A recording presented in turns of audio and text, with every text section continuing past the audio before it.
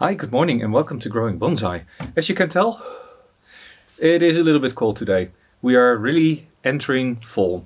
It is now the last week of September and today I'm going to repot this Picea. This Picea features in another video in which I prune it back from a huge overgrown shrub to this shape. It has started to put some new backbuds here on the branches and I now want to get it out of this massive pot, put it in a smaller pot, put some better substrate in. As said, it is early fall. We still have 6 to 8 weeks before frost hits and I have good hopes that this will establish itself before winter. I'm going to do the repot. I'm not going to publish the video straight away. I'm going to sit on the video material and in springtime I'll look how it responds and might wire it out over winter so that you have a more complete picture. So right now, let's get started. Let's get it out of the pot, get the old substrate out and put it into a new pot. Important to know, spruces, they're sensitive roots, so I'm going to be gentle on this. It's probably going to go in quite a big pot. I'm not going to remove too many roots. I'm just going to make sure it goes into a new substrate first. Then I'm going to do more root work in 2 or 3 years.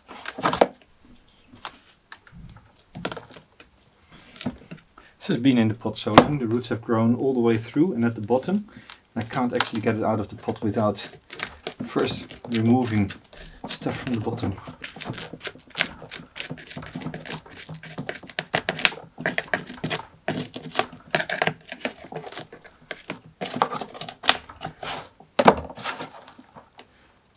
Can see very nicely here is the mycelium. This is the fungi that live in the soil that help the plant break down organic matter and retrieve nutrients. You get this whitish shine over the substrate. It's very nice, very healthy.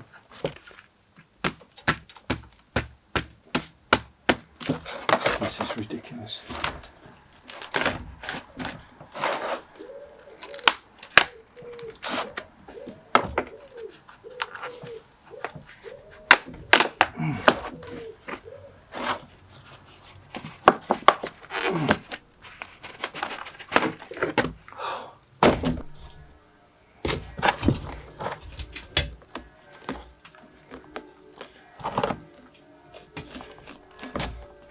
Rock solid root ball.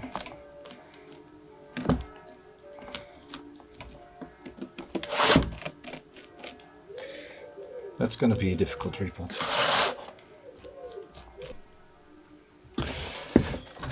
Look at those roots. They're circling even here at the top of the pot. Clear indication this has been in the pot way too long. It should have been repotted a long time ago. And it makes the work now much more complex. Ideally, I want to know where the main roots are connected at the trunk. And if I know how deep that is, that could be here, but it is from a nursery, so they might have planted it deep. So they could also be here. And only when I know where they are, I can take a saw and just cut a part of a root ball off. But because I don't know, I'm not going to do that right now. I really will have to go through, tease these roots out, one by one, like this. There's another one. There's another one. See whether I can free them up like I did this one. Unwrap it and then find out where the main roots are connected. This is going to be a long process. I'm not going to put this all on film. It's going to be boring. Yeah. Look, there's one going down, coming from here. Oh, this is incredible. I'm going to need some scissors. So what I'm going to do, I'm going to unwind them. I'm going to clip some of them off. I don't need all this length. In the end, I'm going to keep this much. And when I clip them off, I try to find a place like here. There's a nice side root here. There's some side roots there, and I'm clipping them off at the side root, hoping that the side root will grow.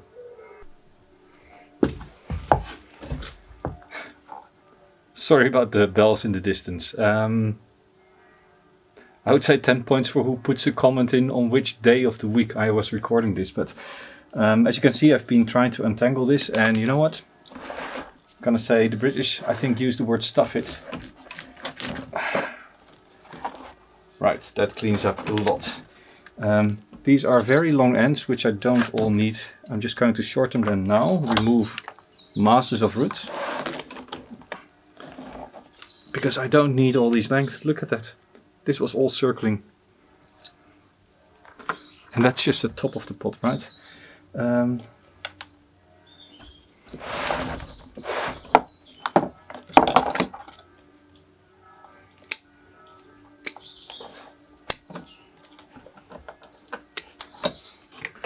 Wow.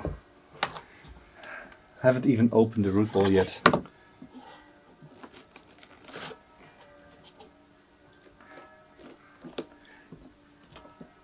When you also face a root ball like this, it's key to go slowly to really figure out where the roots are, see whether you can just clip some things off.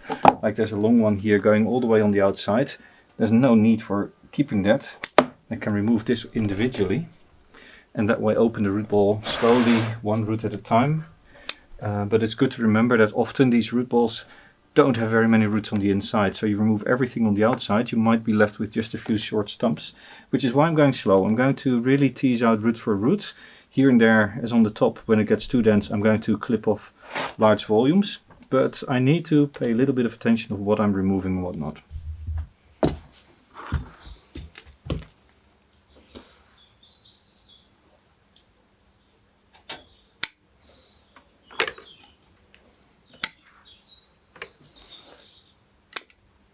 Still all from the outside of the root ball.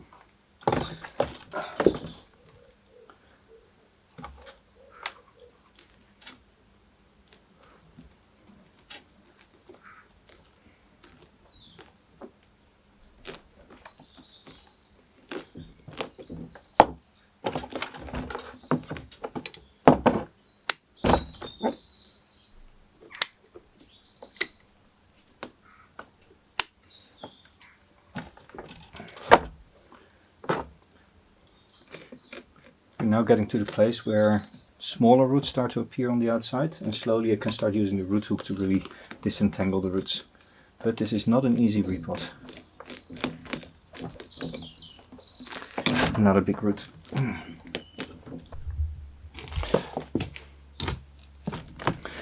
With many of the long roots gone, we can get to the core of things, and you see the core indeed has very few roots.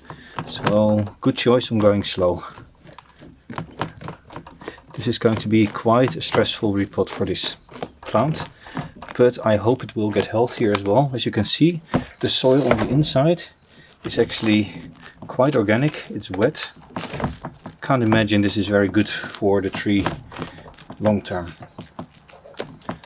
Let's get all of this out and I'll get back to you after I've cleaned up all this organic muck, cut back some of these roots, as said, looking for the root itself and not just roughly pulling and breaking. Where possible, make a clean cut. It's better for the health of the tree, and by not pulling all that hard on the roots, you're also making sure that smaller roots don't get stressed too much. So, an hour of my life gone. Chopstick.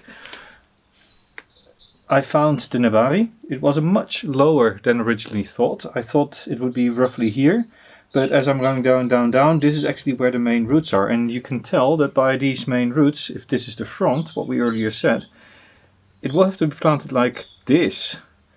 This small root is going to be clipped off eventually, but right now it is still serving a function. And then you have nebari spreading like this, with maybe these roots coming into view here as well. But much more than that I can't do.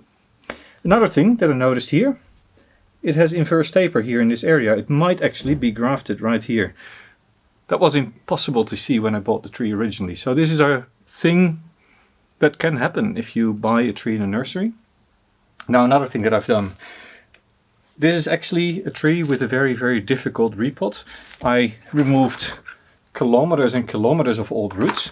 And as Picea is sensitive to root work, I've decided to do a half bare root. So on this side, I've removed pretty much all the substrate that was between the roots. Yes, the roots are wet. I've just washed it down with a bit of water.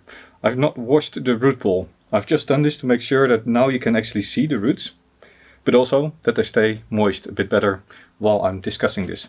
So don't wash out root balls. That's generally the message, especially when you're talking coniferous trees. Now if you look at the other side, half bare root means that the other half I've left the core of the root ball intact.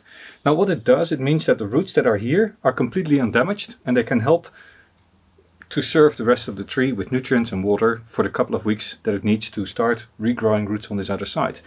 I had to remove so many roots that I was not confident going on the other side. So on this side I'm going to now plant it in like this, roughly. I'm going to find a pot, going to put a coarse open substrate all around. And then with watering I have to be a little bit careful, because this is going to be very different when it comes to the water uptake, the nutrients, the oxygen provision than this side. But that's just general care. I'm going to find a pot, going to put this in, and then it's time for winter. Let's see how this responds. So basically, in the end, this has become a video on half bare rooting a tree. How do you deal with a tree with a very dense root ball, and how do you then get it to hopefully live? And whether it lives or not, time will tell. I'm a little bit concerned. I'm not happy with how this went. I'm going to go through and I'll see there's a few smaller roots that have ripped off. I'll clip those that they have nice clean edges. And then, yeah, back in the garden, semi-shaded. The next couple of weeks it's going to be humid, there's not that much wind. It is now sunny, but it's not going to stay sunny. So I have good hopes, but this is a tricky operation. And that's why I'm doing it in 2 times. Now I've done one side of the root ball, and in 2 years' time, or maybe even next year, let's see how this develops, I'm going to bare root this as well completely, and then all the old substrate is gone and the whole root ball sits in substrate. So far, this repot has taken me almost 3 hours. It is important to keep in mind that the nebari of your bonsai is as important as the rest of the tree. And the health of your bonsai depends on the health of the roots of your tree. So take your time when you are repotting. Make sure the roots don't dry out. Make sure you have a watering can nearby that you every once in a while can make the roots wet again. This is now in its pot. It's secured to the pot. And if you are working on the roots, remember, you can use a piece of wire to put roots in a position where you want them. You don't actually have to hope that the root stays where they are. You can use wire on your root ball as well, just like you do on your canopy. I'm going to fill this up with substrate, going to water it, put it in a half sunny spot and hope for the best. I'm not all that happy with the outcome, but well, what needs to be done needs to be done. This side of the tree, all the substrate is gone. That side of the tree is still quite a bit of original substrate in, and I hope that that is enough to supply the rest of the tree with all the water and nutrients it needs to get through winter. It is still fall. What is today? I think it's 25 or 26th of September. Whoever picked Sunday, yes, you're right, it is a Sunday, so you can actually check the actual date if you want. So, yeah, what I was going to say, this means that we are still quite a long way away from real frost here. This is the time that a lot of plants are relocating sugars into the trunks, into the roots. So it is a good time for many trees, especially the evergreens, to do a late season repot.